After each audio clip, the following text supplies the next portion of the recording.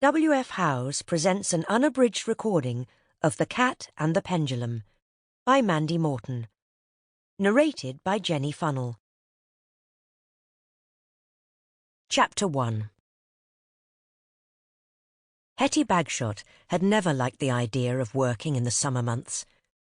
It seemed to her that all those cold winter days, waiting to feel the sun on her long-haired tabby back, were of little consequence if she had no time to enjoy the warm days when they finally arrived.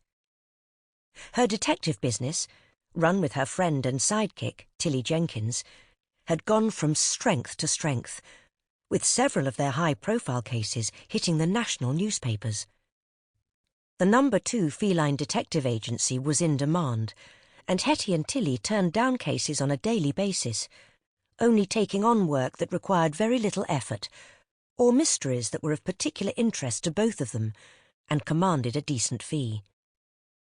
They had been busy over the winter and spring, with cases that shook the town to its core, and at the very first sign of a hot, sunny day, Hetty had declared that they would be putting their paws up to enjoy some time away from sleuthing. Tilly offered no resistance, as she had a mountain of reading to catch up with, and had treated herself to several volumes of her favourite crime writer's shockers.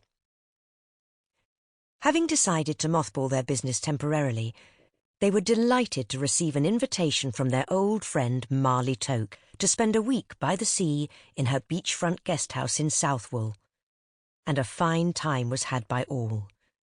But all good things must come to an end, so that new good things can begin, as Tilly said that morning when they arrived back at their room in the Butter Sisters bakery, their home and sanctuary now for several years.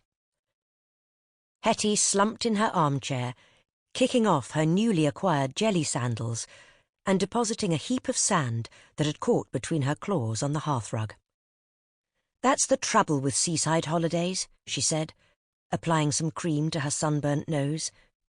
"The sand gets everywhere, and it's even followed us home.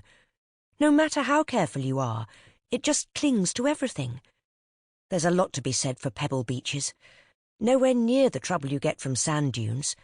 And then there are the picnics. Why is it that no matter how many layers of greaseproof paper you wrap the sandwiches in, they're always crunchy when you eat them on the beach?"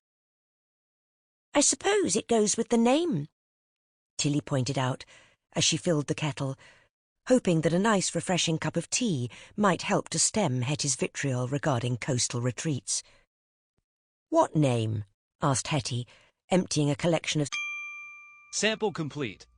Ready to continue?